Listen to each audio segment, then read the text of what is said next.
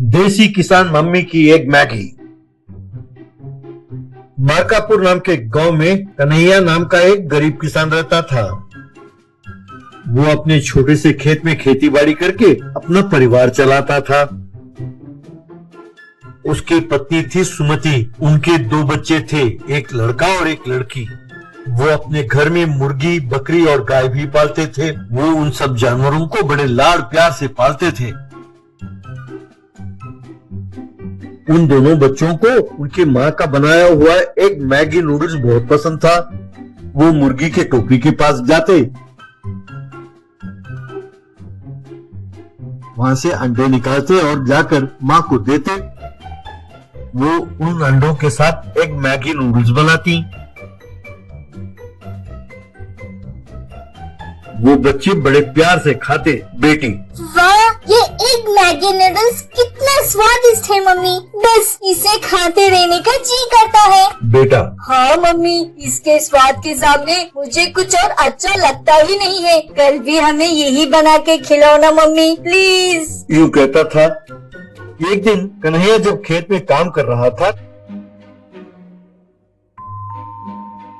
तो उसे एक सांप ने डस दिया। वो बेहोश होकर गिर गया।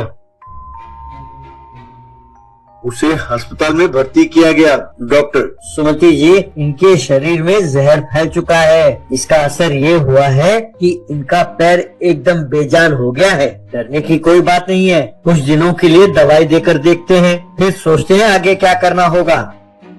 इस तरह कन्हैया खाट पर ही पड़ा रहा। अब घर चलाने के लिए पैसे नहीं रहे। सुमति और बच्चे बहुत परेशान थे। घर का खर्चा चलाने के लिए सुमति लोगों के घर में बर्तन मांजने लगी। स्कूल का फीस ना भरने के कारण बच्चों को स्कूल छोड़ना पड़ा।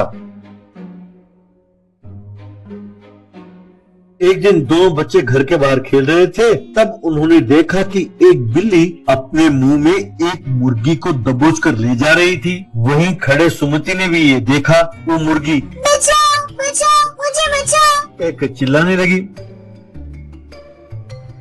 बच्चों ने बिल्ली को डराया तो मुर्गी को छोड़कर वहां से भाग गई।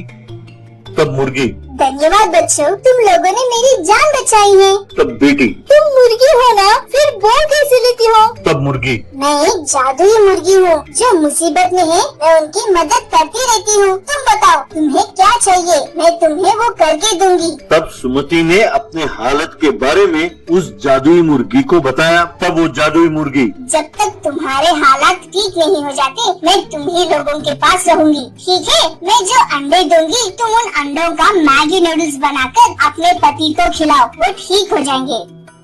ये कहकर उस मुर्गी ने एक अंडा दिया।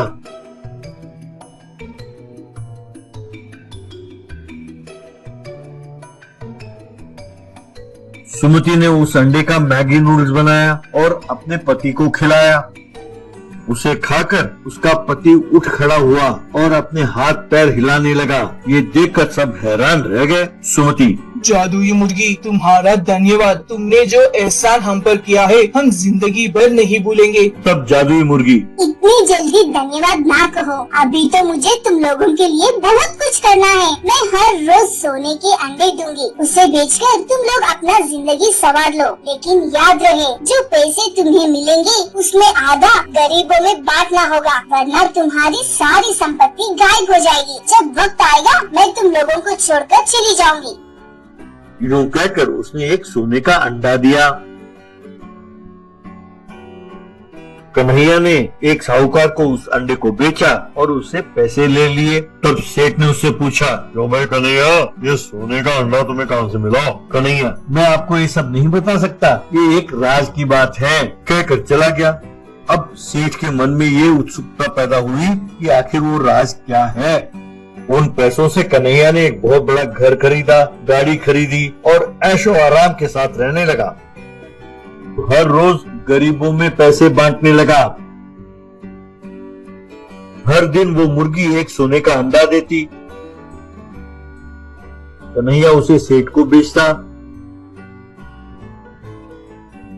और उन पैसों को गरीबों में बांटता। ये सिलसिला चलता रहा।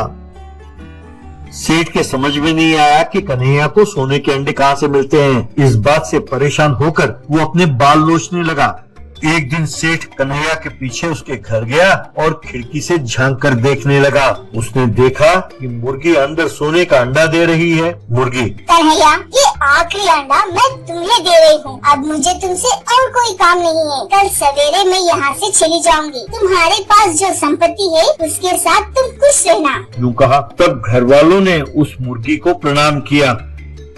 उस रात को सेठ कन्हैया के घर में घुसा और उस मुर्गी को चुरा लिया। उसे अपने घर ले गया और उसे बांधकर, ए जादुई मुर्गी, अब मुझे भी तुम सोने का अंडा दो वरना मैं तुम्हें मार डालूंगा। यूं उसने धमकी दी। जादुई मुर्गी को गुस्सा आया। उसने एक सोने का अंडा दिया। जमीन पर गिरते ही वो अंडा बड़ा होने लगा और वो अंडा उछल उछल कर सेठ को मारने लगा। बाप रे कहकर वो सेठ वहां से भाग गया। वो जादुई मुर्गी भी अंडे के साथ वहां से गायब हो गई।